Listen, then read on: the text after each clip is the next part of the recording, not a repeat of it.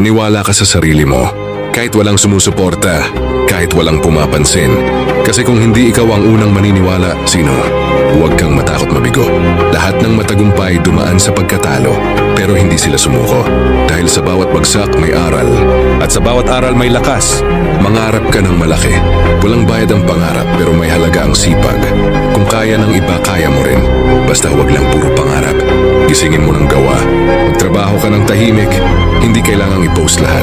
Yung iba kasi puro ingay. Ikaw dapat puro kilos. Panatilihin mong positibo ang isip mo. Kahit hindi perpekto ang paligid, gawing matatag ang loob. At higit sa lahat, matutong i-enjoy ang biyahe. Hindi lang ang finish line ang mahalaga, kundi kung paanong naging mas matibay ka habang naglalakad. Kapatid, tahimik ka man ngayon, hindi ibig sabihin wala kang laban. Yung tunay na lakas, hindi sinisigaw.